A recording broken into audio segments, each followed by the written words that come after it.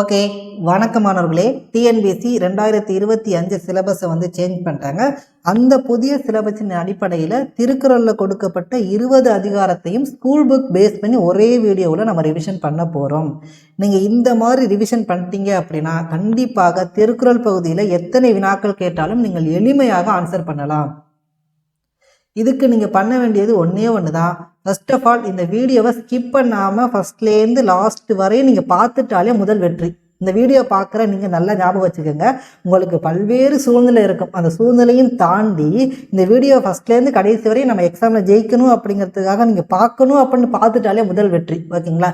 அப்படி பார்த்துட்டீங்க அப்படின்னா திருக்குறளில் நீங்கள் எப்படி கேள்வி கேட்டாலும் நீங்கள் ஆன்சர் பண்ணலாம். ஏன்னா அந்த அளவுக்கு பெர்ஃபெக்டான ஒரு ரிவிஷன் இந்த வீடியோவில் உங்களுக்கு கொடுக்க போகிறோம். ஓகேங்களா? ஸோ கண்டிப்பாக இந்த வீடியோவை முழுசாக பார்த்துட்டிங்கன்னா நீங்கள் திருக்குறள் பகுதியில் முழு மதிப்பெண்ணை பெற்று விடலாம். அதே மாதிரி இந்த பிடிஎஃப் வேணும் சார், எங்களுக்கு ஃப்ரீயாகவே இந்த பிடிஎஃப் வேணும், எப்படி சார் டவுன்லோட் பண்ணுறது அப்படின்னாலும் அதுவும் நான் இந்த வீடியோவில் நான் சொல்லியிருக்கேன். நீங்கள் இந்த வீடியோவை முழுசாக பார்த்துட்டு அதுக்கப்புறம் இந்த பிடிஎஃபை வச்சு படிங்க. திருக்குறள் உங்களுக்கு லைஃப் லாங் மறக்காது. அதுக்கு நான் கேரண்டிடாக உங்களுக்கு சொல்லிடுறேன். ஓகேங்களா?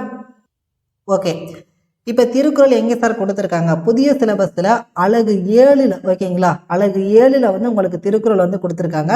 கரெக்டாக இங்கேருந்து பார்த்துட்டிங்க அப்படின்னா எங்கேருந்து ஆரம்பிக்கணும், ஒழுக்கமுடைமையில் ஆரம்பித்து கடைசியாக உங்களுக்கு அருளுடைமை வரையும் கிட்டத்தட்ட ஒரு 20 அதிகாரங்கள் உங்களுக்கு கொடுத்துருக்காங்க. இதில் என்ன டிஎன்பிஎஸ்சி மென்ஷன் பண்ணியிருக்காங்க அப்படின்னா நோட் பண்ணிக்கோங்க.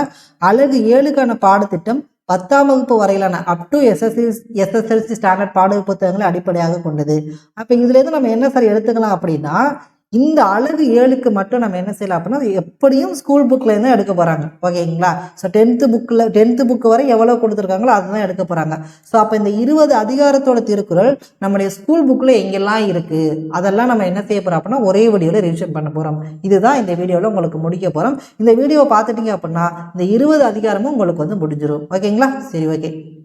ஃபஸ்ட்டு நம்ம செய்ய வேண்டியது எந்தெந்த அதிகாரம் எந்தெந்த ஸ்கூல் புக்கில் இருக்குது அப்படிங்கிறத நான் உங்களுக்கு ஒரு பிடிஎஃபாக நான் கொடுத்துருக்கேன். இப்போ ஒரு ஒழுக்கமுடைமைனா 10th ஓல்டு புக்கில் இருக்குது. அதேமாதிரி பொறையுடைமைனா 9th ஓல்டு புக் டேர்ம் 1ல் இருக்குது அப்படிங்கிறத உங்களுக்கு தெளிவாக சொல்லியிருக்கோம். இதை நீங்கள் பிடிஎஃபை டவுன்லோட் பண்ணி கரெக்டாக 20 அதிகாரமும் எங்கே இருக்குது அப்படிங்கிறத பார்த்துக்கோங்க. ஓகேங்களா? சரி, ஓகே. இப்போ ஃபஸ்ட்டு அதிகாரம் 20 அதிகாரத்தில் நமக்கு முதலாவதாக கொடுக்கப்பட்ட அதிகாரம் எதுன்னு பார்த்துட்டிங்கன்னா ஒழுக்கமுடைமை. இப்போ இந்த ஒழுக்கமுடைமை ரிவிஷன் நம்ம ஸ்டார்ட் பண்ணலாம். இதுக்கு முன்னாடி இந்த திருக்குறள் எப்படி படிக்கணும், எப்படி ரிவிஷன் பண்ணணும் அப்படின்னு நிறைய பேருக்கு ஒரு ஐடியா இல்லாமல் இருக்கும். ஓகேங்களா? ஸோ இந்த வீடியோவை நீங்கள் முழுசாக பார்த்துட்டு இந்த பிடிஎஃப் வச்சுக்கோங்க. அதுக்கப்புறம் உங்களுக்கு கண்டிப்பாக ஒரு கிளியர் கட்டான ஒரு ஐடியா கண்டிப்பாக கிடைக்கும். ஓகேங்களா? சரி, ஓகே, ஸ்டார்ட் பண்ணலாம். ஃபஸ்ட்டு இது முழுக்க ரிவிஷன் பேஸ்டு வீடியோ தான். இந்த வீடியோ பார்க்கும்போது உங்களுக்கு ஓவராலாக உங்களுக்கு திருக்குறள் ரிவிஷன் ஆகியிருக்கும். ஓகேங்களா? சரி, ஓகே. இப்போ ஒழுக்கமுடைமை என்னும் சொல்லின் பொருள், அதாவது இந்த ஒழுக்கமுடைமை அதிகாரம் இருக்கு இல்லையா, அந்த அதிகாரம் எதை பற்றி கூற வருது அப்படின்னா இந்த அதிகாரம் இருக்கு இல்லையா, அந்த அதிகாரம் எதை பற்றி கூற வருகிறது? இதான் உங்களுக்கு ஃபர்ஸ்ட் கொஸ்டின். இதற்கான விடை பார்த்துக்கிட்டீங்க அப்படி எஸ், நல்ல நடத்தை உடையவராதல். எப்படி ஒரு நல்ல நடத்தை உடையவராக இருக்கணும் அப்படிங்கிறத இந்த அதிகாரம் உங்களுக்கு கூற வருது. ஓகேங்களா? சரி, ஓகே. இப்போ அடுத்த கேள்வி, ஒருவருக்கு அனைத்து சிறப்புகளையும் தரவல்லது எது என வள்ளுவர் கூறுகிறார்? இதுக்கான விடை பார்த்துக்கிட்டீங்க அப்படின்னா ஒழுக்கம். ஸோ இந்த மாதிரி கேள்வி பார்க்கும்போது இதற்கான திருக்குறள் உங்களுக்கு ஞாபகம் வரணும். அப்போ இதற்கான திருக்குறள் என்ன சார்? ஒழுக்கம் விழுப்பம் தரலான், ஒழுக்கம் உயிரினும் ஓம்பப்படும். ஓகேங்களா? ஒழுக்கம் விழுப்பம் தரலான், ஒழுக்கம் உயிரினும் ஓம்பப்படும். நமக்கு என்ன கேள்வி கேட்டிருக்காங்க? ஒருவருக்கு அனைத்து சிறப்புகளையும் தரவல்லது எதுன்னு கேட்டிருந்தாங்க. அப்போ ஒருவருக்கு அனைத்து சிறப்புகளையும் தரவல்லது எது சார்? ஒழுக்கம். அதனால் அந்த ஒழுக்கத்தை என்ன செய்யணும்? உயிரினும் மேலானதாக கருதி காத்தல் வேண்டும். ஓகேங்களா? அப்போ ஒருவருக்கு அனைத்து சிறப்புகளையும் தரவல்லது எது என வள்ளுவர் கூறுகிறார் அப்படின்னா இதற்கான குறள் என்ன சார்? ஒழுக்கம் விழுப்பம் தரலாம், ஒழுக்கம் உயிரினும் ஓம்பப்படும். இதற்கான விடை ஒழுக்கம். அடுத்து ஒழுக்கத்தை வள்ளுவர் எதனினும் மேலானதாக கருதி காத்தல் வேண்டும் என கூறுகிறார். இதற்கான விடை பார்த்துக்கிட்டீங்கன்னா உயிர். இதற்கான குறள் என்ன சார் அப்படின்னாலும் சேம் குறள் தான். ஒழுக்கம் விழுப்பம் தரலாம், ஒழுக்கம் உயிரினும் ஓம்பப்படும். ஒழுக்கம் அனைத்து சிறப்புகளையும் தருவது, அதனால் அதனை உயிரினும் மேலானதாக கருதி காத்தல் வேண்டும் என வள்ளுவர் கூறுகிறார். ஓகேங்களா? ஃபர்ஸ்ட் திருக்குறள் உங்களுக்கு முடிஞ்சிருச்சுங்களா? ஓகே. இப்போ அடுத்து எம்முறையில் ஆராய்ந்து பார்த்தாலும் எதுவே சிறந்த துணை என வள்ளுவர் கூறுகிறார். இதற்கான விடை பார்த்துக்கிட்டோம் அப்படின்னா ஒழுக்கம். ஓகேங்களா? ஸோ இதற்கான இந்த கொஸ்டின் பார்க்கும்போது இதற்கான குறள் உங்களுக்கு ஞாபகம் வரணும். இப்போ இதற்கான குறள் என்ன சார் அப்படின்னா பரிந்தோம்பி காக்க ஒழுக்கம், தெரிந்தோம்பி தேரினும் அக்தே துணை. அதாவது எம்முறையில் ஆராய்ந்து பார்த்தாலும் ஒழுக்கமே நல்ல துணையாகும். அதனால் ஒழுக்கத்தை காப்பது கடினமானாலும் எப்பாடுபட்டாவது அதனை விரும்பி காத்தல் வேண்டும். ஓகே, அப்ப எம்முறையில் ஆராய்ந்து பார்த்தாலும் எதுவே சிறந்த துணை என வள்ளுவர் கூறுகிறார்? ஒழுக்கம். ஓகேங்களா? Okay, next question. யாரை உயர்குடியினர் என வள்ளுவர் கூறுகிறார்?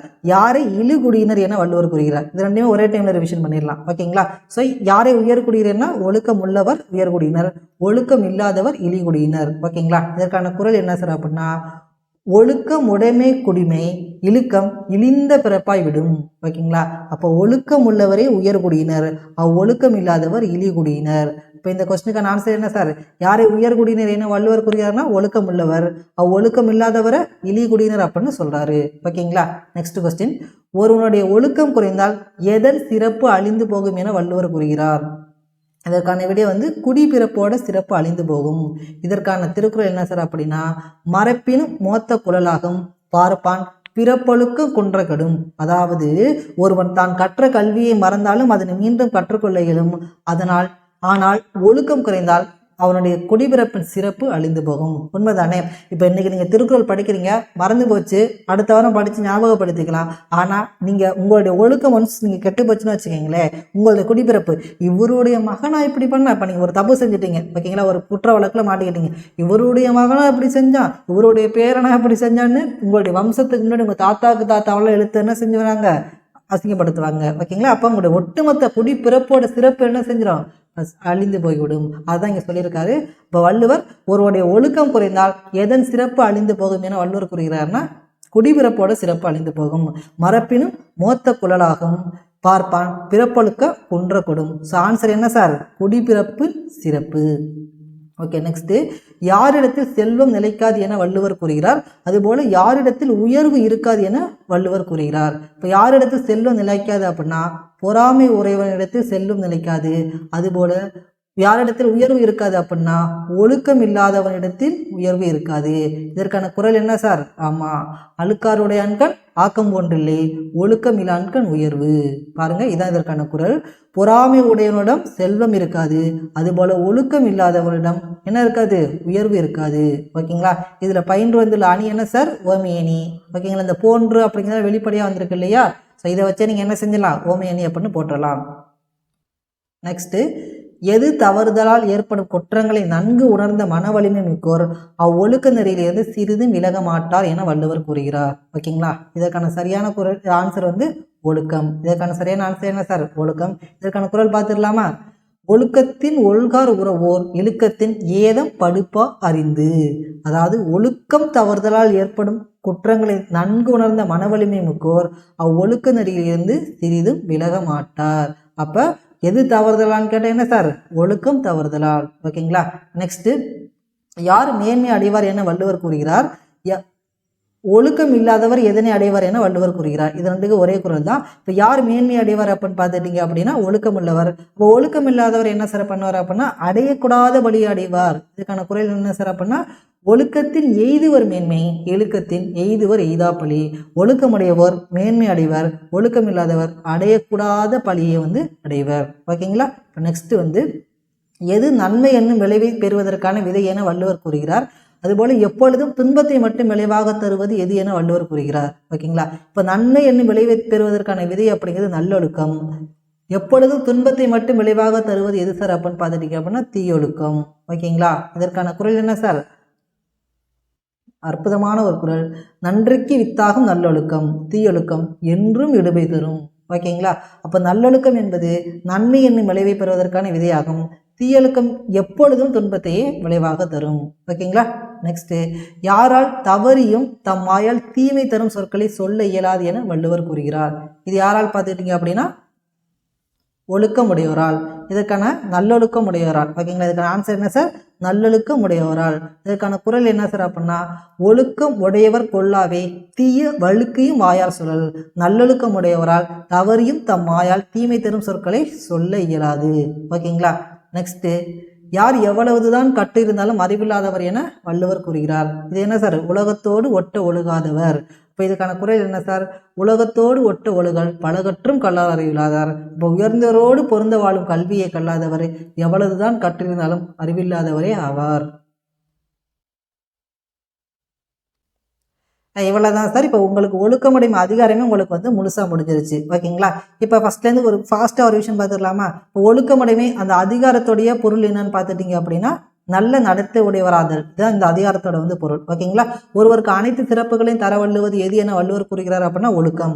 ஒழுக்கத்தை திருவள்ளுவர் எதினே மேலானதாக கருதி காத்தல் வேண்டும் அப்படின்னா உயிர். எம்முறையில் ஆராய்ந்து பார்த்தாலும் எதுவே சிறந்த துணை என வள்ளுவர் கூறுகிறான்னு பார்த்துட்டீங்க அப்படின்னா ஒழுக்கம். யாரை உயர்குடியினர் என வள்ளுவர் கூறுகிறான்னு பார்த்துட்டீங்கன்னா ஒழுக்கம் உள்ளவர். யாரை இழிகுடியினர் என வள்ளுவர் கூறுகிறார் பார்த்துட்டீங்க அப்படின்னா ஒழுக்கம் இல்லாதவர். ஒருவருடைய ஒழுக்கம் குறைந்தால் எதன் சிறப்பு அழிந்து போகும் என வள்ளுவர் கூறுகிறார் அப்படின்னா குடிபிறப்பின் சிறப்பு. யாரிடத்தில் செல்வம் நிலைக்காது என வள்ளுவர் கூறுகிறார் அப்படின்னா பொறாமை உடையவன் இடத்தில். யாரிடத்தில் உயர்வு இருக்காது அப்படின்னா ஒழுக்கம் இல்லாதவன் இடத்தில். எது தவறுதலால் ஏற்படும் குற்றங்களை நன்கு உணர்ந்த மன வலிமை மிக்கோர் அவ்வொழுக்க நெறியிலிருந்து சிறிதும் விலக மாட்டார். ஒழுக்கம் தவறுதலால். ஓகேங்களா? யார் மேன்மை அடைவார் அப்படின்னா ஒழுக்கம் உள்ளவர். ஒழுக்கம் இல்லாதவர் எதனை அடைவார் அப்படின்னா அடையக்கூடாத பழியை அடைவர். எது நன்மை என்னும் விளைவை பெறுவதற்கான விதையாகும் அப்படின்னா நல்லொழுக்கம். எப்பொழுது துன்பத்தை மட்டும் விளைவாக தருவது தீயொழுக்கம். யாரால் தவறியும் தம் வாயால் தீமை தரும் சொற்களை சொல்ல இயலாது என வள்ளுவர் கூறுகிறார் அப்படின்னா நல்லொழுக்கம் உடையவரால். யார் எவ்வளவுதான் கற்றிருந்தாலும் அறிவில்லாதவர் என வள்ளுவர் கூறுகிறார் அப்படின்னா உலகத்தோடு ஒட்ட ஒழுகாதவர். ஸோ இதோடைய சொல் பொருள் உங்களுக்கு வந்து முடிஞ்சிருச்சு. நம்ம ஃபுல்லாக இந்த அதிகாரத்தில் இருக்கக்கூடிய சொல் பொருளை வந்து நம்ம வந்து ரிவிஷன் பண்ணிடலாம். ஓகேங்களா? இப்போ விழுப்பம் இதோடைய பொருள் என்னன்னு பார்த்துக்கிட்டீங்க அப்படின்னா சிறப்பு. ஓகேங்களா? இந்த குறளை வச்சு நம்ம கண்டுபிடிச்சிடலாம். ஒழுக்கம் விழுப்பம் தரலான் அப்படின்னா அந்த விழுப்பம் அப்படின்னா சிறப்பு, அது ஒழுக்கம் சிறப்பை தருவதால் அப்படின்னு அர்த்தம். அடுத்து ஓம்பப்படும் அப்படின்னா இதோட பொருள் என்ன அப்படின்னா காத்தல் வேண்டும். இதோட பொருள் என்ன சார்?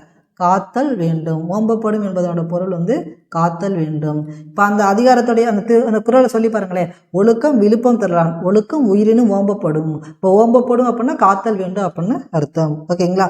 அடுத்து வந்து பரிந்து. பரிந்து என்னோட சொல்லோட பொருள் என்ன சார் அப்படின்னா விரும்பி. இப்போ இதுக்கு ஷார்ட்கட் வேணும்னா இப்போ நம்ம ஒரு பரிசு இதை பரிந்து அப்படிங்கிறத பரிசுன்னு ஞாபகம் வச்சுக்கோங்களேன். இப்போ பரிசு அப்படின்னா நம்ம விரும்பி தானே வாங்குவோம். ஸோ அந்த மாதிரி கூட ஞாபகம் வச்சுக்கலாம். ஓகேங்களா? நெக்ஸ்ட்டு தேரினும். தேரினும் அப்படின்னா ஆராய்ந்து பார்த்தாலும். தேரினும் அப்படிங்கிற சொல்லோட பொருள் என்ன சார் அப்படின்னா ஆராய்ந்து பார்த்தாலும். இப்போ நம்ம சிலப்பதிகாரத்தில் கூட கேள்விப்பட்டிருப்போம் தேரா மன்னா அப்படின்னு கண்ணகி சொன்னதா. அப்போ தேரா அப்படின்னா ஆராய்ந்து பாராது அப்படின்னு அர்த்தம். ஓகேங்களா? அப்போ தேரினும் அப்படின்னா என்ன சார் பொருள் அப்படின்னா ஆராய்ந்து பார்த்தாலும். ஸோ இது வந்து நீங்கள் அந்த கண்ணகியோட அந்த வாசகத்தை ஞாபகம் வச்சுட்டிங்கன்னா ஆராய்ந்து பார்த்தாலும் அப்படின்னா ஈஸியாக ஞாபகம் வச்சுக்கலாம். நெக்ஸ்ட் வந்து பார்த்துட்டிங்க அப்படின்னா குடிமை. குடிமை அப்படின்னா உயர்குடி. இது வந்து குடி இதிலே இருக்கு இல்லையா? அப்போ இது வந்து ஈஸியாக ஞாபகம் வச்சுக்கலாம். குடிமை அப்படின்னா உயர்குடி. அடுத்து இழுக்கம் அப்படின்னு பார்த்துட்டிங்கன்னா ஒழுக்கம் இல்லாதவர். இழுக்கம் அப்படின்னா அதோட பொருள் என்ன சார் அப்படின்னா ஒழுக்கம் இல்லாதவர். ஒழுக்கம் இல்லாதவர். நெக்ஸ்ட் வந்து பார்த்துட்டிங்க அப்படின்னா அழுக்காறு. அழுக்காறு அப்படின்னா இதோட பொருள் என்ன சார் அப்படின்னா பொறாமை. அழுக்காறு என்பதோட பொருள் என்ன சார் அப்படின்னு பார்த்துட்டிங்க அப்படின்னா பொறாமை. ஆக்கம். ஆக்கம் அப்படின்னா செல்வம். அதாவது அழுக்காருடைய அன்கண் ஆக்கம் போன்றில்லை அப்படின்னா ஆக்கம் அப்படின்னா என்ன சார் அதோட பொருள் செல்வம். பொறாமையுடைய இடத்தில் செல்வம் இருக்காது அப்படின்னு சொல்றாரு. அடுத்து ஒல்கார் அப்படின்னா இதோட பொருள் என்ன பார்த்துட்டிங்க அப்படின்னா விலக மாட்டார். ஒல்கார் அப்படின்னா விலக மாட்டார். அந்த குறள் பார்த்தோம் இல்லையா? ஒழுக்கத்தின் ஒல்கார் உறவோர். ஓகேங்களா? யார் வந்து ஒழுக்கம் தவறுதலால் ஏற்படும் குற்றங்களை நன்குணர்ந்த மனவலிமை மிக்கோர்னு சொன்னோம் இல்லையா? அப்போ அந்த இடத்துல ஒல்கார் அப்படின்னா விலக மாட்டார். உறவோர் அப்படின்னு பார்த்துட்டீங்க அப்படின்னா மன வலிமையுடையோர். உறவோர் அப்படின்னா மன வலிமையுடையோர். ஓகேங்களா? நெக்ஸ்ட் வந்து ஏதம் அப்படின்னு பார்த்துட்டீங்க அப்படின்னா குற்றம். ஏதம் என்னும் சொல்லி பொருள் என்ன சார்? குற்றம். அடுத்து எய்துவர் அப்படின்னு அதோட பொருள் என்னன்னு பார்த்துட்டிங்கன்னா அடைவர். எய்துவர் என்னும் சொல்லின் பொருள் என்ன சார்? அடைவர். இடும்பை அப்படின்னா இது எல்லாருக்கும் தெரியும். இடும்பை என்ன சார்? துன்பம். இடும்பை என்னும் சொல்லின் பொருள் வந்து துன்பம். வித்து என்னும் சொல்லின் பொருள் என்ன சார்? விதை. வித்து என்னும் சொல்லின் பொருள் என்னது? விதை. ஒல்லாவே என்னும் சொல்லின் பொருள் என்ன சார் அப்படின்னு பார்த்துட்டிங்கன்னா இயலாவே. ஒல்லாவே என்னும் சொல்லின் பொருள் என்ன சார்? இயலாவே. உலகம் என்னும் சொல்லின் பொருள் என்னன்னு பார்த்துட்டீங்க அப்படின்னா இந்த குறள், அதாவது உலகத்தோடு ஒட்ட ஒழுகல் பலகற்றும் கல்லார் அறிவிலாதான ஒரு குறள் இருக்கு இல்லையா? அந்த குறளின்படி உலகம் அப்படிங்கிறது உயர்ந்தோர். அந்த குறளின்படி உலகம் அப்படிங்கிறது என்ன சார்?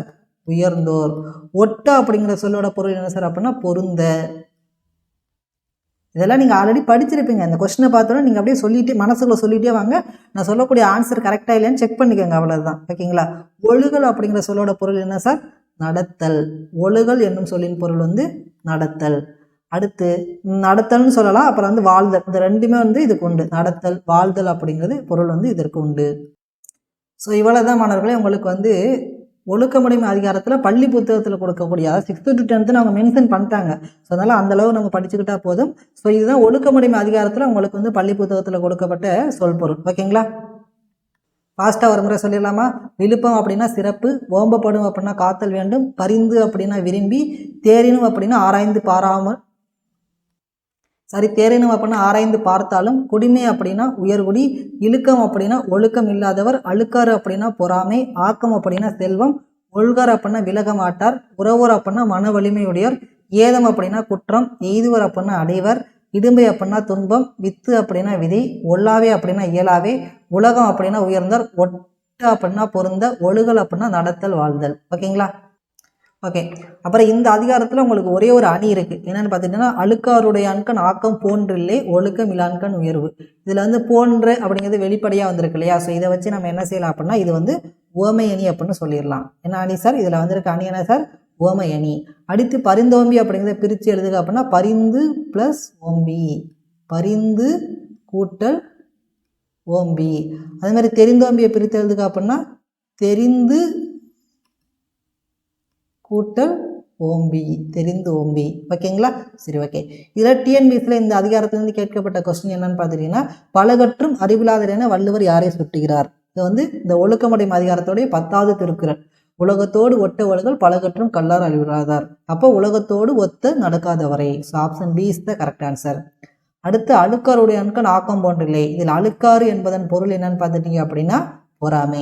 ஸோ அப்போ இந்த அதிகாரத்தை நீங்கள் படிக்கும்போது அந்த பொருளை உணர்ந்து நல்லா படிக்கணும்.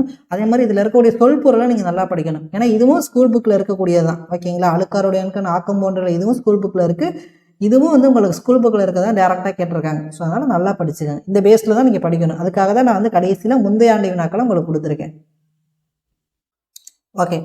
இப்போ நம்ம வெற்றிகரமாக முதல் அதிகாரம் முடிச்சிட்டோம். இப்போ நம்ம சிலபஸோட 2வது அதிகாரத்துக்கு போயிடலாம். என்ன அதிகாரம்? பொறையுடைமை. இப்போ இந்த பொறையுடைமை அப்படிங்கிற அதிகாரத்துடைய பொருள் என்ன அப்படின்னா, பிறர் செய்யும் துன்பங்களை பொறுத்தல். ஓகேங்களா? பள்ளி புத்தகத்தில் எங்கே இருக்குன்னு காமிச்சிடுறேன். அப்போ தான் உங்களுக்கு இன்னும் நல்லா புரியும். பொறையுடைமை அப்படிங்கிற அதிகாரத்துடைய பொருள் என்னன்னு கேட்டாங்க அப்படின்னா, பிறர் செய்யும் துன்பங்களை பொறுத்தல். ஓகேங்களா? சரி, ஓகே. நெக்ஸ்ட்டு இது ஃபுல்லாக ரிவிஷன் பார்த்துடலாம். தன்னை தோண்டுபவரையும் தாங்கிக் கொள்ளும் எதனை போல தம்மை இழிவுபடுத்துவரையும் பொறுத்து கொள்ள வேண்டும் என வள்ளுவர் கூறுகிறார். ஸோ இந்த கொஸ்டினை பார்த்தோன்னே உங்களுக்கு என்ன ஞாபகம் வரணும்? அந்த குறள் ஞாபகம் வரணும். அப்போ அகழ்வாரை தாங்கும் நிலம் போல. அப்போ எதனை போல அப்படின்னா நிலம் போல. இதுக்கான ஆன்சர் என்ன சார்? நிலம் போல.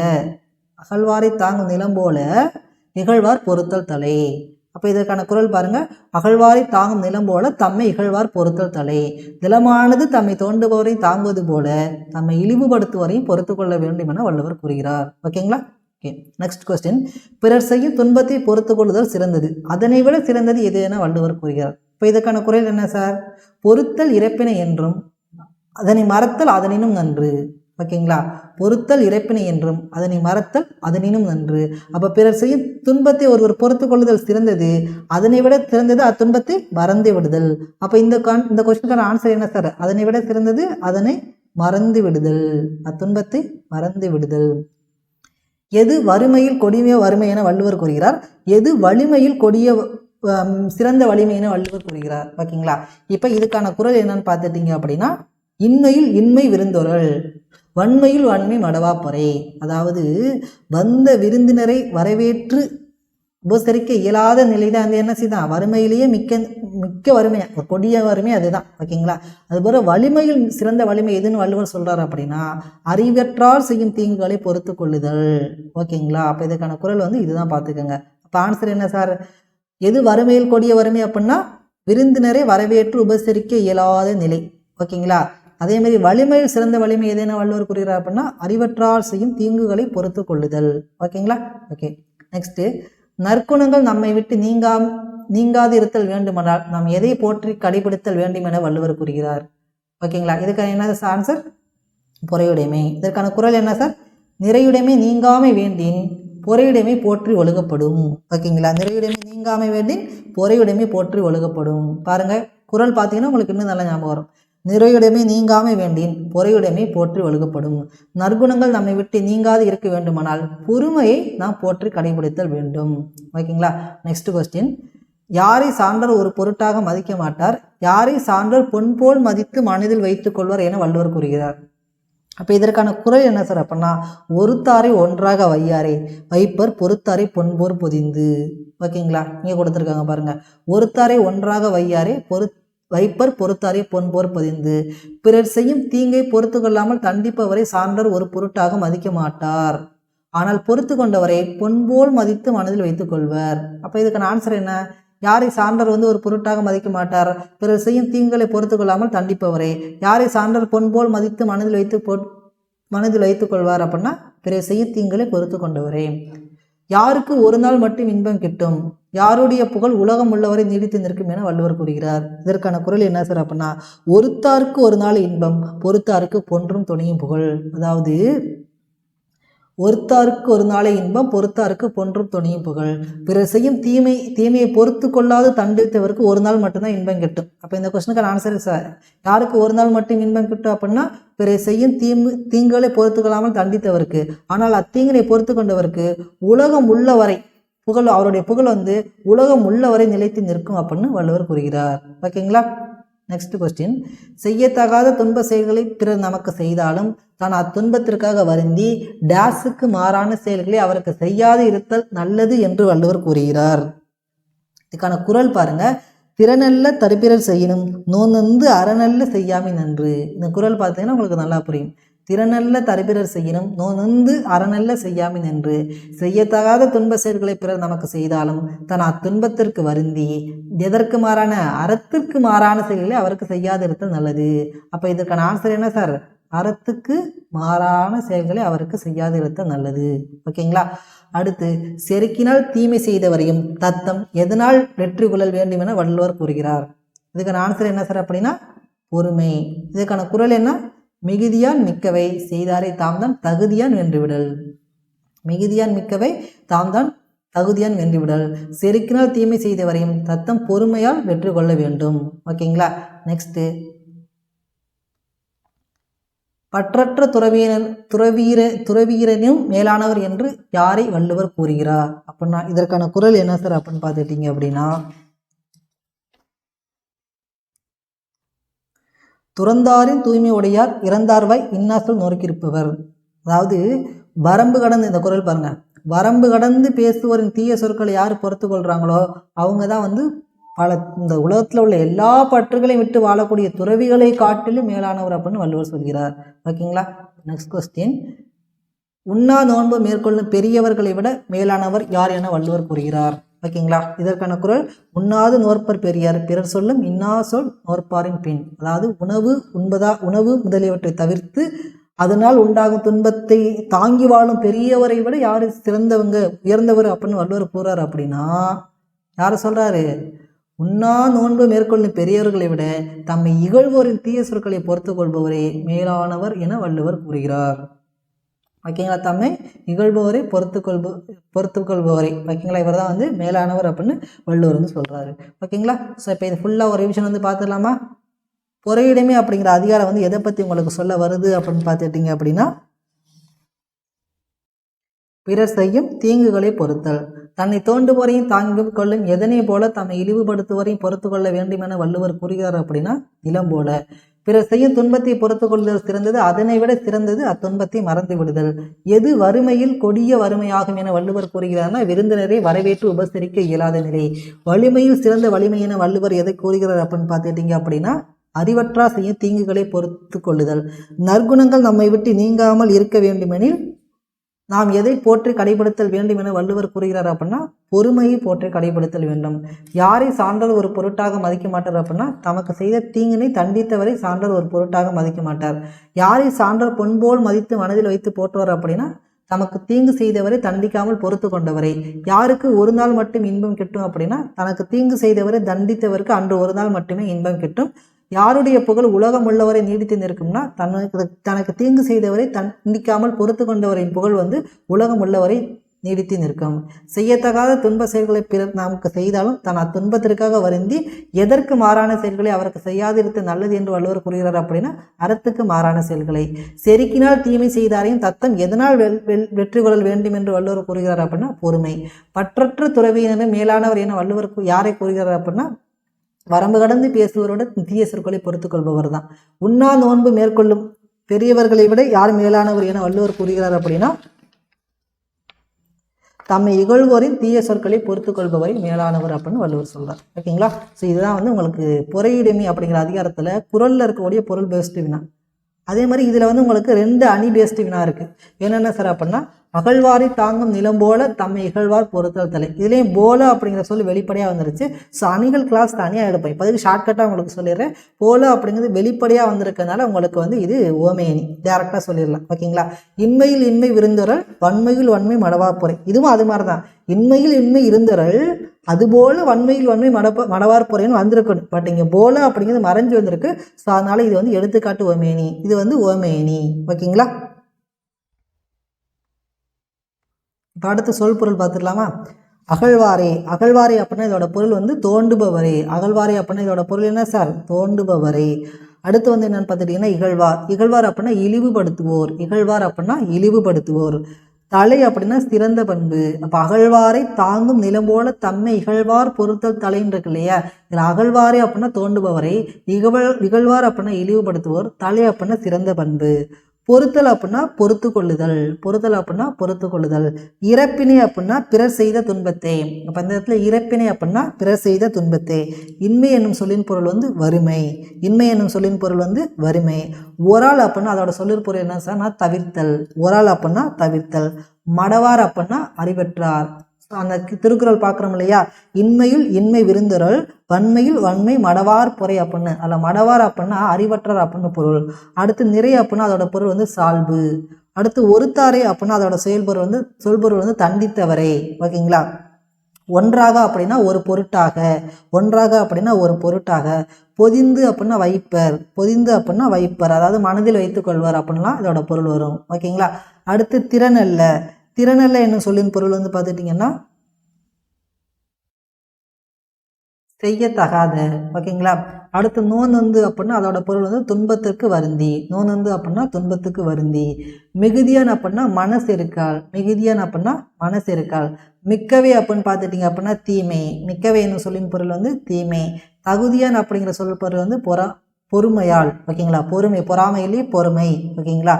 அடுத்து வந்து துறந்தார் அப்படின்னா பற்றினை விட்டவர். துறந்தார் என்ன சொல்லின் பொருள் என்ன சார்? பற்றினை விட்டவர். அடுத்து இறந்தார் அப்படின்னு பார்த்துட்டிங்கன்னா வரம்பு கடந்தவர். ஓகேங்களா? இறந்தார் அப்படின்னா வரம்பு கடந்தவர். இன்னா அப்படின்னா தீய. இன்னா அப்படின்னா தீய. நோர்க்கிருப்பவர் அப்படின்னா பொறுப்பவர். நோர்க்கிருப்பவர் அப்படின்னா பொறுப்பவர். ஓகேங்களா? அடுத்து வந்து பார்த்துட்டிங்க அப்படின்னா நோற்பார். நோற்பார் அப்படின்னா நோன்பு மேற்கொள்பவர். நோற்பார் அப்படின்னா நோன்பு மேற்கொள்பவர். இன்னா சொல் அப்படின்னா தீய சொல். ஓகேங்களா? இன்னா சொல் அப்படின்னா தீய சொல். இது எல்லாமே வந்து உங்களுக்கு திருக்குறளில் இருக்கக்கூடிய அந்த அதிகாரத்துக்கு கீழே இருக்கக்கூடிய குறளுக்கு கீழே இருக்கக்கூடிய ஒவ்வொரு சொல் பொருள் தான். இதெல்லாம் நீங்கள் அப்படியே படிச்சிருந்தீங்கன்னா சொல்ல அப்படியே ரிவிஷன் வந்துக்கிட்டே இருக்கும். ஓகேங்களா? சரி, ஓகே. நெக்ஸ்ட் வந்து பார்ப்போமா? அடுத்து இதோடைய முந்தைய ஆண்டு இவனை என்ன கேட்டிருக்காங்கன்னு பார்ப்போம். பொறுத்தல் இறப்பினை என்றும். மேற்கண்ட திருக்குறள் வாழ்க்கையில் பிறர் செய்யும் தவறுகளை என்ன செய்ய வேண்டும் என கூறுகிறது. அப்போ பொறுத்தல் இறப்பினை என்றும் அதனை மறத்தல் அதனும் நன்று. அப்போ பொறுத்தல் இறப்பினை என்று அப்போ ஒருவர் செய்த தீங்கனை பொறுத்து கொள்ள வேண்டும் என கூறுகிறது. அப்போ இது கரெக்டு. அதனை விட சிறந்தது அதனை மறத்தல். அப்போ பிறர் தவறுகளை மறத்தல். அப்போ ரெண்டுமே சரிதான். Answer C is the correct answer. So இப்போ 2வது அதிகாரம் வந்து இப்போ நம்ம வந்து முடிச்சிட்டோம். ஓகேங்களா? அப்போ 2வது அதிகாரம் முடிச்சிட்டோம். மொத்தம் 20 அதிகாரம். இது 20 அதிகாரத்தில் முதல் அதிகாரம் வந்து ஒழுக்கமுடைமை, 2வது அதிகாரம் வந்து பொறையுடைமை. இது வந்து முடிச்சாச்சு ரிவிஷனில். அடுத்து 3வது அதிகாரமாக நமக்கு கொடுத்துருக்கிறது வந்து ஊக்கமுடைமை. 3வது அதிகாரமாக கொடுத்துருக்கிறது வந்து ஊக்கமுடைமை. ஊக்கமுடைமை வந்து பள்ளி புத்தகத்தில் நமக்கு வந்து 4 திருக்குறள் தான் இருக்குது. ஓகேங்களா? ஸோ அந்த 4 திருக்குறளை இங்கே ரிவிஷன் பண்ணிடுவோம்.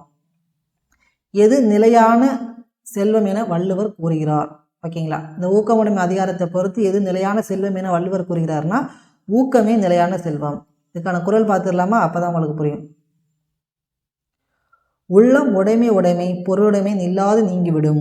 ஓகேங்களா? அப்போ எது நிலையான செல்வம் என வள்ளுவர் கூறுகிறார் அப்படின்னா ஊக்கமே நிலையான செல்வம். மற்றவை எல்லாம் நிலைத்து நில்லாமல் நீங்கிவிடும். உங்கள்கிட்ட ஒரு பொருள் செல்வம், கோடி ரூபாய் பணம் இருக்கா, என்னைக்காச்சும் ஒரு நாள் அது போயிடும். சொத்து வச்சுருக்கீங்களா, என்னைக்காச்சும் ஒரு நாள் போயிடும். அந்த மாதிரி செல்வங்கள்லாம் போயிடும். ஆனால் உங்கள்கிட்ட இருக்க ஊக்கம் வந்து ஒருபோதும் போகாது. அதனால் அதுவே நிலையான செல்வம் அப்படின்னு வள்ளுவர் கூறுகிறார். யாரிடம் ஆக்கமானது தானே வழிகேட்டு கொண்டு செல்ல வள்ளுவர் கூறுகிறார். இதற்கான குறள் ஆக்கம் அதர்வினாய் செல்லும் அசைவையிலா ஊக்கமுடையான் உலை. அசைவையிலான்னு அப்படின்னா தளராது ஊக்கமுடையவன். ஓகேங்களா? அதாவது செல்வம் வந்து வழிகாட்டுக்கிட்டு போவான். யாருக்கிட்ட சார் அப்படின்னா தளராத ஊக்கம் உடையவன்ட்டு. அப்படி போகுமா? ஆமாம். நீங்கள் இப்போ உங்கள்கிட்ட ஊக்கத்தோட சோர்வு இல்லாமல் நீங்கள் படித்த எக்ஸாமில் பாஸ் ஆகிட்டீங்க. ஆட்டோமேட்டிக்காக உங்கள் பேங்க் அக்கௌண்ட்டுக்கு என்ன செய்யும்? கவர்மெண்ட் ஆஃபீஸர் ஆகிட்டு இருந்தால் 40,000 50,000 30,000 என்ன செய்யும்? அதுவே வந்துக்கிட்டு தானே இருக்க போகுது. ஓகேங்களா? ஸோ இதுதான் வந்து ஒரு சின்ன உதாரணத்துக்கு நான் சொல்கிறேன். ஓகேங்களா? ஸோ ஆக்கம் அதர்வினாய் செல்லும் அசைவிலா ஊக்கம் உடையானவளை. அப்போ யாரிடம் ஆக்கமானது தானே வழிகேட்டு கொண்டு செல்லும் அப்படின்னா தளராது ஊக்கம் உடையவனிடம். ஓகேங்களா? நெக்ஸ்ட்டு, தண்ணீரின் உயரத்திற்கு ஏற்ப நீர்ப்பூக்கள் வளரும், அதுபோல் எதன் அளவிற்கு ஏற்ப மனிதர்கள் வளர்வார்கள் அப்படின்னா ஊக்கத்தின் அளவுக்கு ஏற்ப. இதுக்கான ஆன்சர் ஊக்கத்தின் அளவுக்கு ஏற்ப. இதுக்கான குரல் பார்த்துடலாம். வெள்ளத்து அணிய மலர் வீட்ட மாந்திருந்த முள்ளத்து அணியது உயர்வு. ஓகேங்களா? இப்போ தாமரைப்பூவோட அந்த உயரம் பார்த்துட்டீங்க அப்படின்னா தண்ணி எவ்வளோ உயரத்துக்கு இருக்கோ அவ்வளோ உயரத்துக்கு தான் அந்த தாமரைப்பூ வந்து தாமரைப்பூவோட அந்த உயரம் வந்து இருக்கும். ஓகேங்களா? அதுபோல் நம்மள்ட்ட எந்த அளவுக்கு ஊக்கம் இருக்கோ அந்த அளவுக்கு நம்மள்ட்ட உயர்வு இருக்கும் அப்படின்னு வள்ளுவர் சொல்கிறாரு. ஓகேங்களா? நெக்ஸ்ட்டு, எண்ணுவதை எவ்வாறு எண்ண வேண்டும் என வள்ளுவர் கூறுகிறார். இதுக்கான குரல் எண்ணுவதை உயர்வாகவே எண்ணுக, எண்ணியதை அடையாவிட்டாலும் எண்ணத்தை கைவிடக்கூடாது. உள்ளுவது எல்லாம் உயர்வுள்ளல், மற்றது தள்ளினும் தள்ளாவி நீர்த்துது. அப்போ எண்ணுவது எப்படி சார் என்னன்னா, குரூப் 4 படிக்கிறீங்களா, என்ன சார் பண்ணேன், ஜஸ்ட் நான் பாஸ் ஆனேன் வேலை வாங்கினேன் அப்படிலாம் இருக்கக்கூடாது. 2025 குரூப் 4 நான் தான் ஸ்டேட் ஃபஸ்ட்டு எடுப்பேன் அப்படிங்கிற ஒரு எண்ணத்தோடு படிக்கணும். ஓகேங்களா? இதை தான் அப்துல் கலாம் ஐயாவும் சொல்கிறாரு. நீங்கள் வந்து என்ன செய்யுங்க, உங்களோட இலக்குகளை நட்சத்திரங்களை நோக்கி வைங்கள். நீங்கள் நட்சத்திரங்களை அடையாவிட்டாலும் அட்லீஸ்ட் ஒரு மின்கம்பம் உயரமாவது உயர்ந்திருப்பீங்க அப்படின்னு. நீங்கள் உங்களோட இலக்கு கொண்ட மின்கம்பம் உயரத்தில் வச்சிங்கன்னா நீங்கள் எதை அடையுவீங்க? அதனால் உங்களோட இலக்குகளை நீங்கள் என்ன செய்யணும் அப்படின்னு பார்த்துட்டீங்க அப்படின்னா என்ன செய்யணும்? உயர்ந்ததாக வைக்க வேண்டும். அதான் உள்ளுவது எல்லாம் உயர்வுள்ளல், மற்றது தள்ளினும் தள்ளாமை நீர்த்து. ஓகேங்களா? அப்போ என்ன செஞ்சிருக்காரு வள்ளுவர்? எண்ணுவதை எவ்வாறு எண்ண வேண்டும் என கூறுகிறார் அப்படின்னா உயர்வாக எண்ண வேண்டும். சரி, ஊக்கமடமை ஒரு ரிவிஷன் பண்ணிடலாமா? எது நிலையான செல்வம் என வள்ளுவர் கூறுகிறார் அப்படின்னா ஊக்கம்.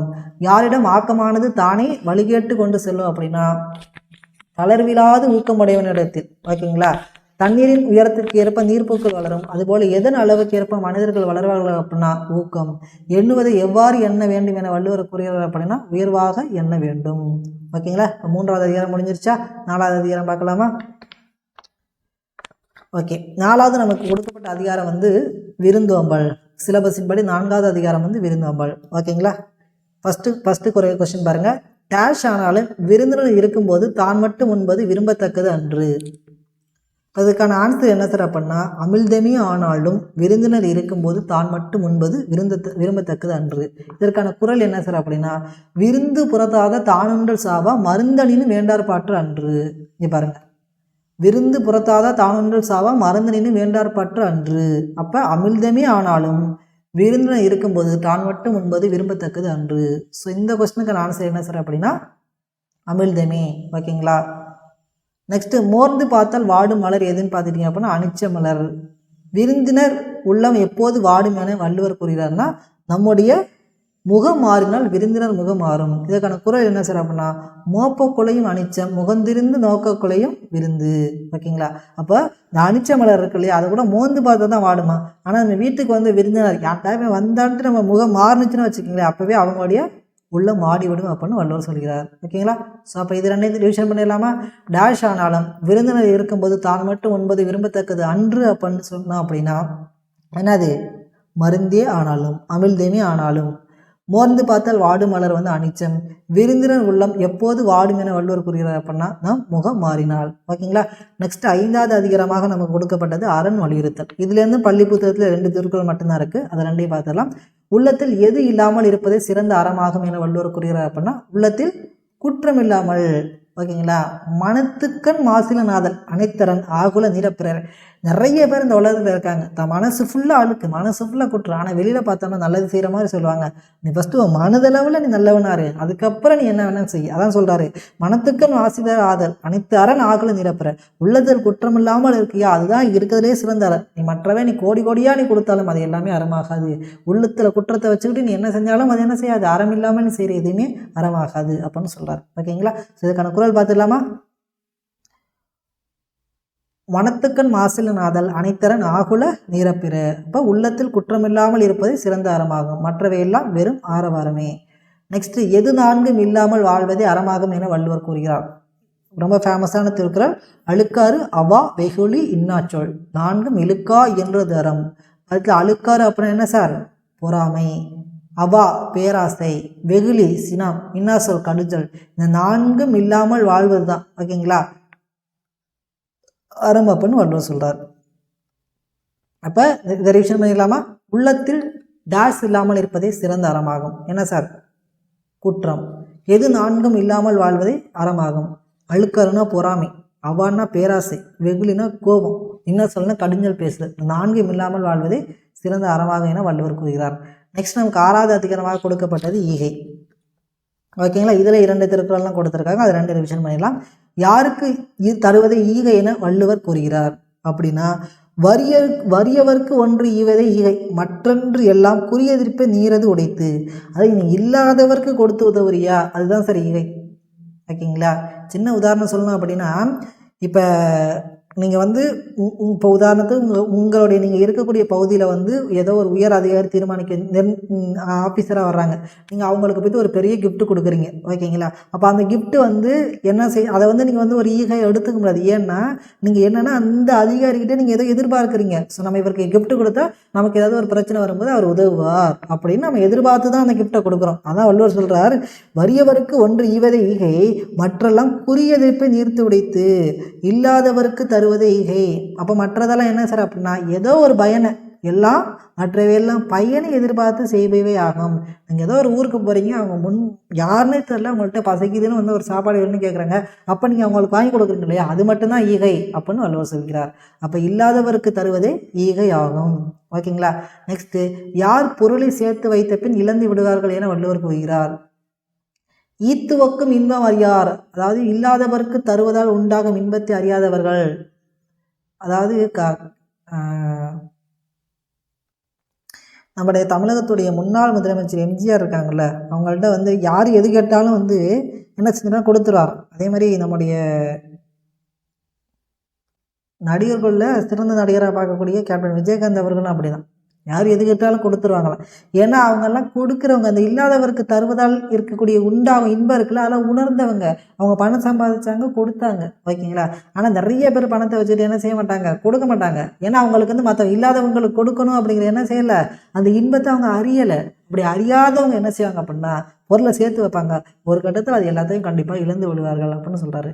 அப்போ ஈத்துவக்கும் இன்பம் அறியார்கள் தாமுடைமை வைத்திலக்கும் வன்கணவார். ஓகேங்களா? ஸோ 2 திருக்குறள் தான், அதை ரிவிஷன் பண்ணிடலாம். யாருக்கு தருவதே ஈகை என வள்ளுவர் கூறுகிறார் அப்படின்னா, இல்லாதவருக்கு தருவதே ஈகை. யார் பொருளை சேர்த்து வைத்த பின் இழந்து விடுவார்கள் என வள்ளுவர் கூறுகிறார் அப்படின்னா, இல்லாதவருக்கு தருவதால் உண்டாகும் இன்பத்தை அறியாதவர்கள். ஓகேங்களா? ஓகே, இப்போ அடுத்து 7வது அதிகாரம். நமக்கு வந்து 20 அதிகாரம், 6 அதிகாரம் முடிச்சுட்டோம். இப்போ 7வது அதிகாரம் பெரியாரை துணைக்கோடல். ஓகேங்களா? ஓகே, ஃபஸ்ட்டு கேள்வி, பெரியாரை துணைக்கோடல் அதிகாரம் எதை பற்றி கூறுகிறது அப்படின்னா, நன்னறியில் செலுத்தும் பேரறிவு உடையவரை துணையாக கொள்ளுதல். ஓகேங்களா? இது உங்களுக்கு புக்கில் பார்த்தா தெரியும். அப்போ இந்த அதிகாரம் எதை பற்றி சார் சொல்லுது அப்படின்னா, நன்னறியில் செலுத்தும் பேரறிவு உடையாரை துணையாக கொள்ளுதலை பற்றி சொல்லக்கூடியதான் இந்த அதிகாரம். ஓகேங்களா? சரி, ஓகே. யாருடைய நட்பினை ஆராய்ந்து அறிந்து ஏற்றுக்கொள்வீராக என்று வள்ளுவர் கூறுகிறார். இதுக்கான குறுக்குறள் பார்த்துக்கிட்டிங்கன்னா, அறநெறிந்து மூத்த அறிவுடையார் கேண்மை திறனறிந்து தேர்ந்து கொள்ளல். அதாவது அறநெறியை அறிந்து அறிவில் தெளிந்த முதிர்ச்சியுடைய நட்பினை நம்ம என்ன செய்யணும், ஆராய்ந்து அறிந்து ஏற்றுக்கொள்ளணும் அப்படின்னு வள்ளுவர் சொல்கிறார். இங்கே பாருங்கள், அறநறிந்து மூத்த அறிவுடையார் கேண்மை திறனறிந்து தேர்ந்து கொள்ளல். அப்போ அறநெறியை அறிந்து அறிவில் தெளிந்த முதிர்ச்சியுடையார் நட்பினை என்ன செய்யணும், ஆராய்ந்து அறிந்து ஏற்றுக்கொள்ள வேண்டும். ஓகேங்களா? அடுத்து, எத்தன்மையுடையாரை போற்றி நட்பாக்கி கொள்ள வேண்டும் என வள்ளுவர் கூறுகிறார். இதுக்கான குறள், உற்றதை நோக்கி உறாமை முற்காக்கும் பெற்றியார் பேணிக்குழல். அதாவது தமக்கு வந்துள்ள துன்பத்தை போக்கி இனி மேலும் துன்பம் வராதவர் முன்னதாகவே காக்கும் தன்மையுடையவரை போற்றி நட்பாக்கி கொள்ள வேண்டும் என வள்ளுவர் கூறுகிறார். இதுக்கான குறள் பாருங்க, உற்றதை நோக்கி உறாமை முற்காக்கும் பெற்றியார் பேணிக்குழல். இப்போ தமக்கு வந்துள்ள துன்பத்தை போக்கி இனி மேலும் துன்பம் வராதவரை முன்னதாக காக்கும் தன்மையுடையவரை போற்றி நட்பாக்கி கொள்ள வேண்டும் என வள்ளுவர் கூறுகிறார். ஓகேங்களா? அடுத்து, ஒருவர் பெற வேண்டிய அரிய பேறுகளெல்லாம் அரிய பேறு எது என வள்ளுவர் கூறுகிறார். அதாவது என்ன சொல்கிறோம், அரியவற்றுள் எல்லாம் அரிதி. பெரியாரை பேணி தமரா கொள்ளுதல், அறிவறிந்த பெரியாரை பற்றி உறவாக கொள்ளுதல் தான். ஓகேங்களா, நம்ம வந்து அறிவு அறிந்த பெரியோரை பேற்றி உறவாக கொள்ளுதல் தான் ஒருவர் வந்து பெற வேண்டிய பேர்களெல்லாம் பெரிய பேரு, சிறந்த பேரு அப்படின்னு சொல்றாரு, அரிய பேரு அப்படின்னே சொல்றாரு. ஓகேங்களா, அறிவறிந்த பெரியோரை போற்றி உறவாக கொள்வதிலே ஒருவர் பெற வேண்டிய அரிய பேர்கள் எல்லாம், அரியனா ரொம்ப ரேரானது. ஓகேங்களா, ரொம்ப ரேராக கிடைக்கக்கூடிய அந்த பேர்கள்லேயே வந்து எந்த அரிய பேர் எதுதான், அறிவறிந்த பெரியோரை என்ன செய்யணும், போற்றி உறவாக கொள்ளுதல் வேண்டும். ஓகேங்களா,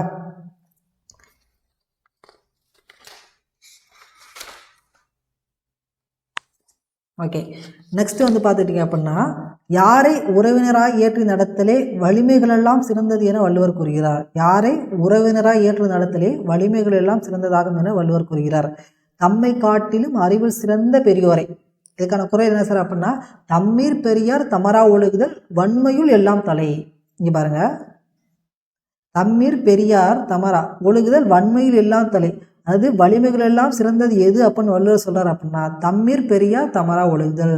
தம்மை காட்டிலும் அறிவில் சிறந்த பெரியோரை தமர்ன உறவினராக ஏற்று நடத்தல். ஓகேங்களா, ஓகே. தக்க வழிகளை ஆராய்ந்து கூறும் அறிஞர்களே உலகம் கண்ணாக கொண்டு நடத்துதால் யாரும் அத்தகையோரை ஆராய்ந்து நட்பாக்கி கொள்ளுதல் வேண்டும் என வள்ளுவர் கூறுகிறார். இதற்கான விடை வந்து மன்னனும். ஓகேங்களா, குரல் என்ன சார் அப்படின்னா, சூழ்வார் கண்ணாக ஒழுகலான் மன்னவன் சூழ்வாரை சூழ்ந்து கொள்ளல். ஓகேங்களா, சூழ்வார் கண்ணாக ஒழுகலான் மன்னவன் சூழ்வாரை சூழ்ந்து கொள்ளல். தக்க வழிகளை ஆராய்ந்து கூறும் அறிஞர்களே உலகம் கண்ணாக கொண்டு நடத்துதால் மன்னனும் அத்தகையோரையே ஆராய்ந்து நட்பாக்கி கொள்ள வேண்டும் அப்படின்னு வள்ளுவர் கூறுகிறார். அப்போ இதுக்கான ஆன்சர் என்ன சார், மன்னனும். நெக்ஸ்ட்டு, யாருக்கு பகைவர் செய்யக்கூடிய தீங்கு யாதொன்றும் இல்லை என வள்ளுவர் கூறுகிறார். இதுக்கான குரல் வந்து பார்த்துட்டீங்க அப்படின்னா, தக்கார் இனத்தனாய் தானொழுக வல்லானை செற்றால் செய்கிடந்ததில். ஓகேங்களா, பகைவர் செய்யக்கூடிய தீங்கு யாதொன்றும் இல்லை. யாருக்கு சார் அப்படின்னா, அறிவில் சிறந்த பெரியோரை சார்ந்து நடக்க வல்லாருக்கு. அப்போ அறிவில் சிறந்த பெரியோரை சார்ந்து நடக்க வல்லாருக்கு பகைவர் செய்யக்கூடிய தீங்கு யாதொன்றும் இல்லை. ஓகேங்களா, அடுத்து, யாரை துணையாக கொண்டு வாழ்பவரை கெடுக்கும் வலிமையுடைய எவரும் இலர் என வள்ளுவர் கூறுகிறார். இதுக்கான குரல் என்ன சார் அப்படின்னா, இடிக்கும் துணையாரே ஆழ்வாரை யாரே கெடுக்கும் தகைமையவர். இங்கே பாருங்க, 7வது குரலாக கொடுத்துருக்காங்க. இடிக்கும் துணையாரே ஆழ்வாரை யாரே கெடுக்கும் தகைமையவர்.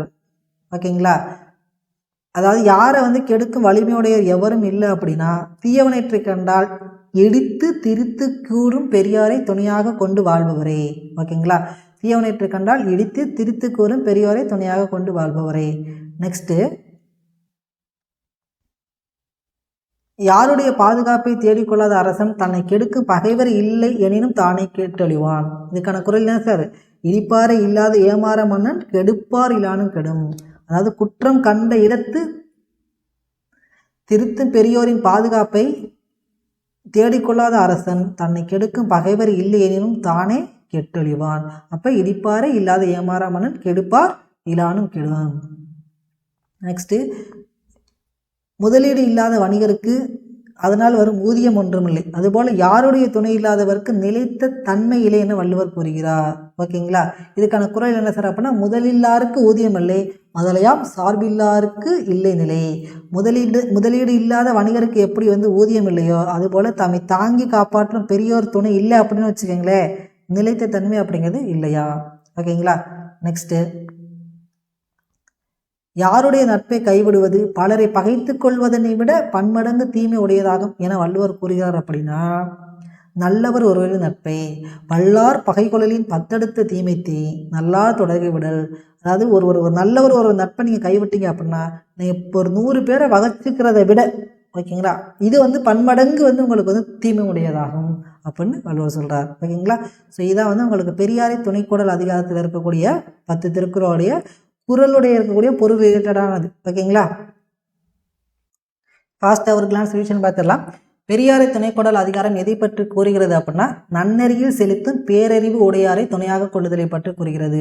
யாருடைய நட்பினை ஆராய்ந்தறிந்து ஏற்றுக்கொள்வீராக என்று வள்ளுவர் கூறுகிறார் அப்படின்னா அறநெறியை அறிந்து அறிவில் தெளிந்த முதிர்ச்சியுடையார் நட்பினே. எத்தன்மையுடையாரை போற்றி நட்பாக்கி கொள்ளுதல் வேண்டும் என வள்ளுவர் கூறுகிறார் அப்படின்னா தமக்கு வந்துள்ள துன்பத்தை போக்கி இனி மேலும் துன்பம் வராதவர் முன்னதாக காக்கும் தன்மையுடையவரை போற்றி நட்பாக்கி கொள்ள வேண்டும் என வள்ளுவர் கூறுகிறார். ஒருவர் பெற வேண்டிய பேர்களெல்லாம் அரிய பெரு எதேன வள்ளுவர் கூறுகிறார் அப்படின்னா அறிவறிந்த பெரியோரை போற்றி உறவாக கொள்ளுதல் தான் ஒருவர் பெற வேண்டிய பேர்களெல்லாம் அரிய பேராகும். யாரை உறவினராக ஏற்று நடத்திலே வலிமைகளெல்லாம் சிறந்த வலிமையாகும் என வள்ளுவர் கூறுகிறார் அப்படின்னா நம்மை காட்டிலும் அறிவில் சிறந்த பெரியோரை உறவினராக ஏற்று நடத்தலே வலிமைகள் எல்லாம் சிறந்ததாகும். ஓகேங்களா. அடுத்து தக்க வழிகளை ஆராய்ந்து கூறும் அறிஞர்களே உலகம் கண்ணாக கொண்டுள்ளதால் யாரும் அத்தகையரை ஆராய்ந்து நட்பாக்கி கொள்ளுதல் வேண்டும் என வள்ளுவர் கூறுகிறார்னா மன்னனும். யாருக்கு பகைவர் செய்யக்கூடிய தீங்கு யாதென்றும் இல்லை என வள்ளுவர் கூறுகிறார்னா தக்க வழிகளை ஆராய்ந்து கூறும் அறிஞர்களே உலகம் அறிவில் சிறந்த பெரியோரை சார்ந்து நடக்க வல்லாருக்கு பகைவர் செய்யக்கூடிய தீங்கு யாதென்றும் இல்லை. யாரை துணையாக கொண்டு வாழ்பவரை கெடுக்க வலிமையுடையர் எவரும் இல்லை என வள்ளுவர் கூறுகிறார். தீயவனேற்ற கண்டால் இடித்து கூறும் பெரியோரை துணையாக கொண்டு வாழ்பவரை கெடுக்கும் வலிமையுடையவர் எவரும் இல்லை. ஓகேங்களா.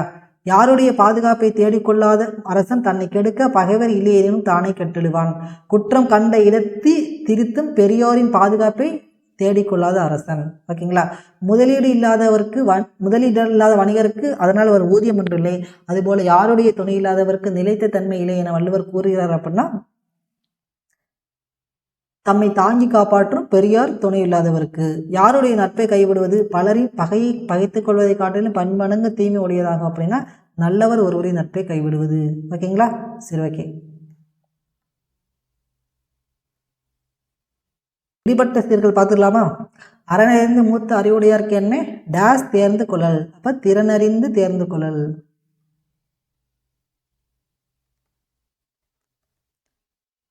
அரியவற்றுள் எல்லாம் அறிதே பெரியாரை பேணி தமரா கொள்ளல். தம்மிற் பெரியார் தமரா ஒழுகல் வன்மையில் எல்லாம் தலை. சூழ்வார் கண்ணாக ஒழுகலான் மன்னவன் சூழ்வாரை சூழ்ந்து கொள்ளல். தக்கார் இன்னதாய் தன்னொழுக வல்லானை செற்றார் செய்கிடந்த தில். ஓகேங்களா. டேஸ் ஆழ்வாரை யாரை கெடுக்கும் தன்மை எவர் அப்படின்னா இடிக்கும் துணையாரை. இடிப்பாறை இல்லாத ஏமாற மன்னன் கெடுப்பார் இலானும் கெடும். முதலில்லாருக்கு ஊதியம் இல்லை முதலியம் சாபில்லாருக்கு இல்லை நிலை. பல்லார் பகை கொலையில் பத்தெடுத்த தீமத்தை நல்லார் தொடர்பை விடல். ஓகேங்களா. இதெல்லாம் பார்த்துக்கோங்க. பள்ளி புத்தகத்தில் கூட இது இருக்கிறதெல்லாம். ஓகே. நெக்ஸ்ட் இதில் ஒரே ஒரு அணி மட்டும் இருக்குது. முதலில்லாருக்கு ஊதியம் இல்லை முதலையாம் சார்பில்லாருக்கு இல்லை நிலை.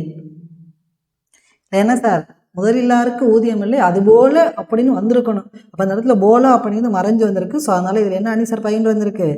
எடுத்துக்காட்டு ஓமை அணி. ஓகேங்களா. இது என்ன அணி சார் வந்திருக்கு. எடுத்துக்காட்டு ஓமை அணி. ஓகே. சொல் பொருள் பார்த்துடலாமா.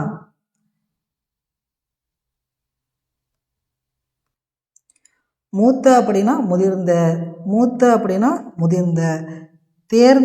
தேர்ந்து அப்படின்னா ஆராய்ந்து. தேர்ந்து அப்படிங்கிற சொல்லோட பொருள் என்ன சார் அப்படின்னா ஆராய்ந்து. கேண்மை அப்படிங்கிற சொல்லோட பொருள் என்ன சார் அப்படின்னா நட்பு. கேண்மை அப்படின்னா அதோட சொல்லிய பொருள் நட்பு. நோய் என்னும் சொல்லின் பொருள் துன்பம். உறாமை என்னும் சொல்லின் பொருள் என்ன சார் அப்படின்னா துன்பம் வராமல். நோயின்னா துன்பம், உறாமை அப்படின்னா துன்பம் வராமல். பெற்றியார் என்னும் சொல்லின் பொருள் பெருமையுடையார். பெற்றியார் என்னும் சொல்லின் பொருள் பெருமையுடையார். பேணி அப்படிங்கிற சொல்லின் பொருள் போற்றி. பேணி என்னும் சொல்லின் பொருள் போற்றி. தமர் என்னும் சொல்லின் பொருள் என்ன சார் அப்படின்னா உறவினர். தமர் என்னும் சொல்லின் பொருள் என்ன சார் அப்படின்னா உறவினர். வன்மை என்னும் சொல்லின் பொருள் என்ன சார் அப்படின்னா வலிமை. வன்மை அப்படின்னா வலிமை. ஒழுகுதல் அப்படின்னா ஏற்று நடத்தல். ஒழுகுதல் என்னும் சொல்லின் பொருள் ஏற்று நடத்தல். தலை அப்படிங்கிற சொல்லோட பொருள் சிறப்பு. தலை அப்படின்னா சிறப்பு. சூழ்வார் அப்படின்னா அறிவுடையார். சூழ்ந்து கொள்ளல் அப்படின்னா நட்பாக்கி கொள்ளுதல். சூழ்ந்து கொள்ளுதல் அப்படின்னா நட்பாக்கி கொள்ளுதல். சூழ்ந்து கொள்ளுதல் அப்படின்னா நட்பாக்கி கொள்ளுதல். அடுத்து இடிக்கும் அப்படின்னு பார்த்துட்டீங்க அப்படின்னா கடிந்துரைக்கும். இடிக்கும் அப்படின்னா கடிந்துரைக்கும். ஓகேங்களா. தகைமை அப்படின்னா தன்மை. தகைமை என்னும் சொல்லின் பொருள் வந்து தன்மை. அடுத்து வந்து பார்த்துட்டிங்க அப்படின்னா தக்கார். தக்கார் அப்படின்னு பார்த்துட்டிங்க அப்படின்னா தகுதியுடைய பெரியோர். தக்கார் அப்படின்னா தகுதியுடைய பெரியோர். செற்றார் அப்படின்னா பகைவர். செற்றார் அப்படிங்கிற சொல்லோட பொருள் என்ன சார் அப்படின்னா பகைவர். இல்லை அப்படின்னா இல்லை. இல்லை அப்படின்னா இல்லை. இடிப்பார் அப்படின்னா கடிந்து அறிவுரை கூறும் பெரியார். இடிப்பார் அப்படின்னா கடிந்து அறிவுரை கூறும் பெரியார். ஏமாறா அப்படின்னா பாதுகாவல் இல்லாத. ஏமாறா அப்படின்னா பாதுகாவல் இல்லாத. மதலை அப்படின்னா துணை. மதலை அப்படின்னா துணை. பத்தடத்தை அப்படின்னா 10 மடங்கு. பத்தடத்தை அப்படின்னா 10 மடங்கு. ஸோ இதெல்லாம் சொல் பொருள். இதை பள்ளிப்பதிவத்தை படிச்சுட்டு அதன் பிறகு இந்த ரிவிஷனுக்கு வந்து யூஸ் பண்ணிக்கோங்க. ஓகேங்களா. ஓகே, நெக்ஸ்ட்டு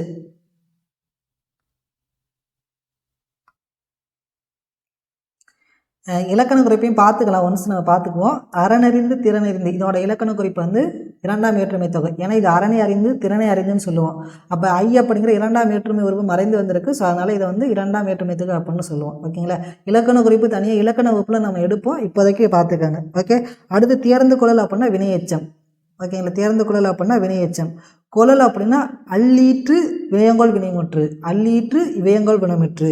ஓகேங்களா. அடுத்து உற்ற நோய் அப்படின்னா பெயரச்சம். உற்ற நோய் அப்படின்னா பெயரச்சம்.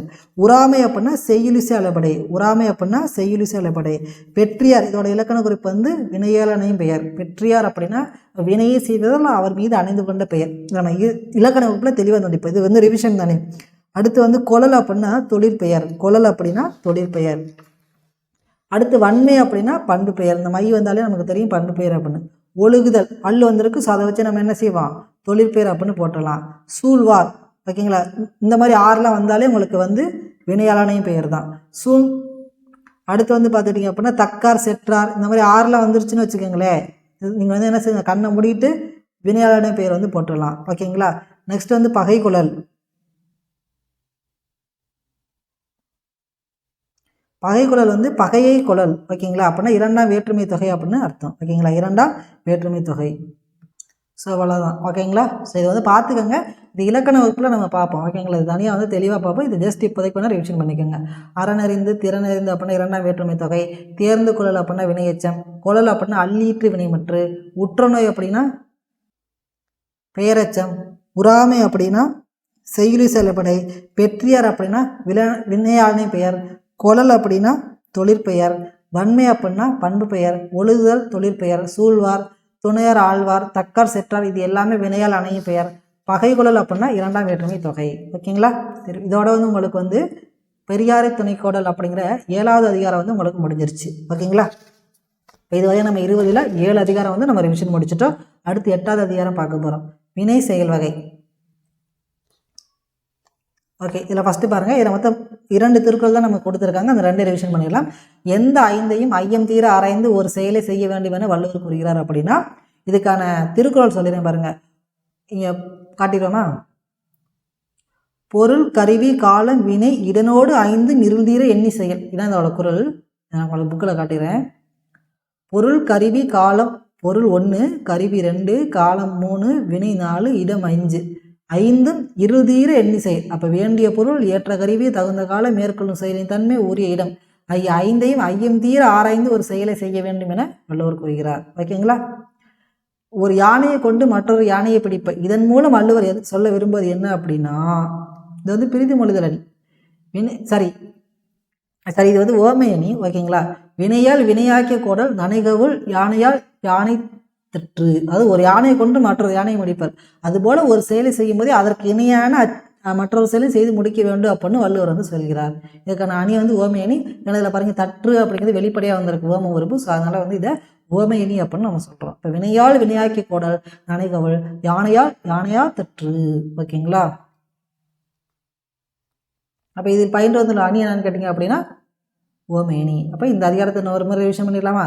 எந்த 5ஐயும் ஐயம் தீர ஆராய்ந்து ஒரு செயலை செய்ய வேண்டும் என வள்ளுவர் கூறுகிறார்னா வேண்டிய பொருள் ஏற்ற கருவி தகுந்த காலம் மேற்கொள்ளும் செயலின் தன்மை உரிய இடம் 5ஐயும் நம்ம வந்து ஆராயணும். ஒரு யானை கொண்டு மற்றொரு யானையை முடிப்பார். அதுபோல ஒரு செயலை செய்யும் போது மற்றொரு செயலையும் செய்து முடிக்க வேண்டும். வினையால் வினையாக்கி கோடல் நனைக்கபோல் யானையால் யானை கவர்ந்தற்று. இதில் வந்து அணி வந்து பார்த்துட்டீங்க அப்படின்னா உவமை அணி. அடுத்து 9வது அதிகாரம் அவையஞ்சாமை. ஓகேங்களா, இதில் வந்து நமக்கு 2 திருக்குறள்லாம் கொடுத்துருக்காங்க. அது என்னன்னு பார்த்துடலாம். யார் கற்றவருள் மிகவும் கற்றவராக மதிக்கப்படுவர்? இதுக்கான குறள் பார்த்தீங்க அப்படின்னா கற்றாருள் கற்றார் எனப்படுவார், கற்றார் முன் கற்ற சில சொல்லுவார். ஓகேங்களா, தாம் கற்றவற்றை கற்றவர் முன் தெளிவாக சொல்லவர் தான் கற்றவருள் மிகவும் கற்றவராக மதிக்கப்படுவார். அதாவது ஒரு சிலப்பதிகாரம் படிச்சிருக்காரு அப்படின்னா சிலப்பதிகாரத்தில் வந்து ஒரு புலியா இருப்பாங்களே, சிலப்பதிகாரத்தில் வந்து பெரிய ஆளாக இருப்பாங்கல்ல. ஓகேங்களா, அந்த மாதிரி சிலப்பதிகாரம் படித்தவங்க முன்னாடி ஒருத்தவங்க நல்லா படித்தவங்க சிலப்பதிகாரத்தை நான் சொல்லணும். ஒன்றுமே தெரியாதவங்களோட வந்து சிலப்பதிகாரம் சொல்லிட்டு நான் சிலப்பதிகாரம் சொல்லிட்டுன்னு சொல்கிற பெரிய விஷயம் கிடையாது இல்லையா.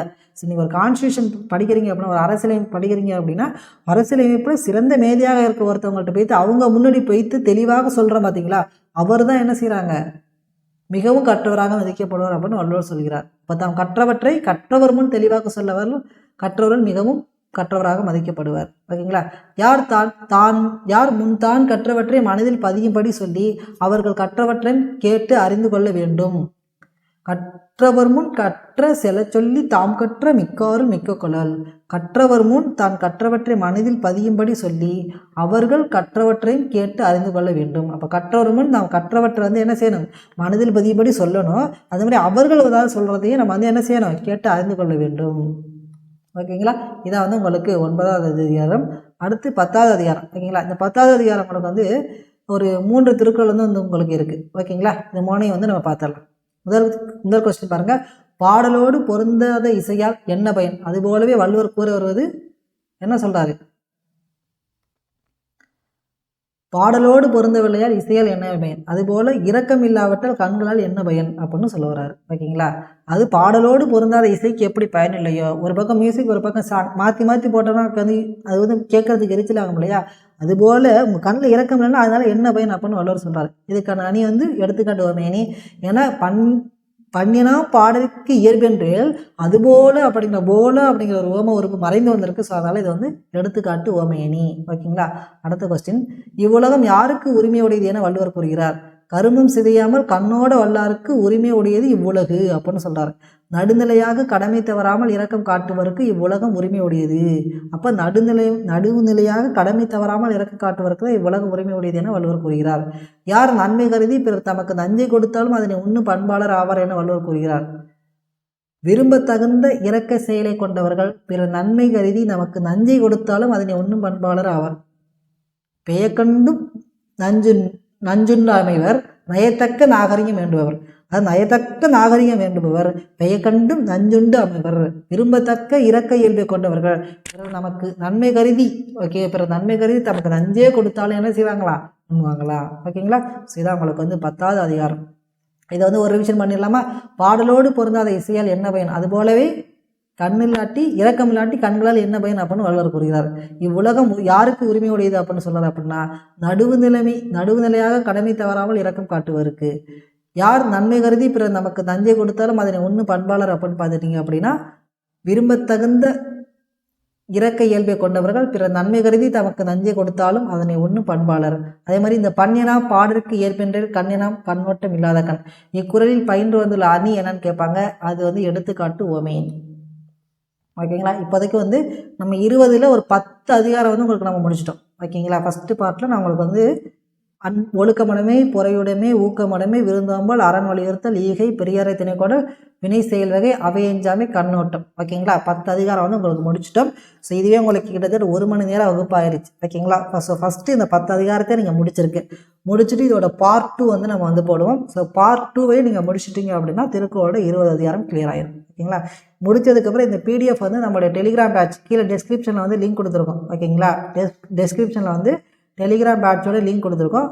அந்த டெலிகிராமில் இந்த பிடிஎஃப் இருக்குது. இந்த பிடிஎஃப் வச்சுக்கிட்டு நீங்கள் வந்து எக்ஸாம் மாதிரி இந்த பிடிஎஃப் வச்சுட்டு ரிவிஷன் பண்ணிக்கிட்டே இருக்கணும். அப்படி ரிவிஷன் பண்ணிக்கிட்டே எப்போல்லாம் மறந்து போகும், கண்டிப்பாக மறக்கிறது அப்படிங்கிறது மனித இயல்பு. ஓகேங்களா, அது மறக்க விடாமல் ரிவிஷன் செய்ய வேண்டியது நம்மளோட இயல்பு. ஓகேங்களா, அப்போ எப்போல்லாம் மறந்து போகுது அப்போல்லாம் இந்த இதை எடுத்து வச்சுங்க. ஆன்சர் சொல்லி பாருங்கள். எது மறந்துருக்கோ அதை மட்டும் போய் புக்கில் நல்லா ரிவிஷன் பண்ணுங்கள். இப்படி நீங்கள் ரிவிஷன் பண்ணிகிட்டே இருந்தீங்க அப்படின்னா எக்ஸாமில் திருக்குறள் நீங்கள் எப்படி கேட்டாலும் ஆன்சர் பண்ணிடலாம். இந்த பிடிஎஃப்பை நல்லா டவுன்லோட் பண்ணி வச்சுக்கோங்க. முடிஞ்சால் பிரிண்ட் அவுட் எடுத்து வச்சுக்கோங்க. வச்சுக்கிட்டு நிறைய ரிவிஷன் பண்ணுங்கள். ஓகேங்களா, எது மறக்குதோ அதை மட்டும் ரிவிஷன் பண்ணுங்கள். இப்போ சில திருக்குறள் ஈஸியாக இருக்கும். இப்போ ஒழுக்கம் விழுப்பம் தரலாம், ஒழுக்கம் உயிரினு மேம்படும். இந்த மாதிரி திருக்குறள் நம்ம கஷ்டமாக இருக்காது. ஆனால் சில திருக்குறள் கஷ்டமாக இருக்கும் இல்லையா, அந்த மாதிரி திருக்குறள் மட்டும் திரும்ப நல்லா ரிவிஷன் பண்ண உங்களுக்கு வந்து முழு மதிப்பெண்ணை நீங்கள் திருக்குறளில் பெற்றலாம். கீழே டெஸ்கிரிப்ஷனில் டெலிகிராம் பேட்சோட லிங்க் கொடுத்துருக்கேன். முதல் கமெண்ட்லையும் டெலிகிராம் பேட்சோட லிங்க் கொடுத்துருக்கேன். அதை கிளிக் பண்ணி ஜாயின் பண்ணி இந்த பிடிஎஃபை யூஸ் பண்ணிக்கோங்க. ஓகே, நன்றி.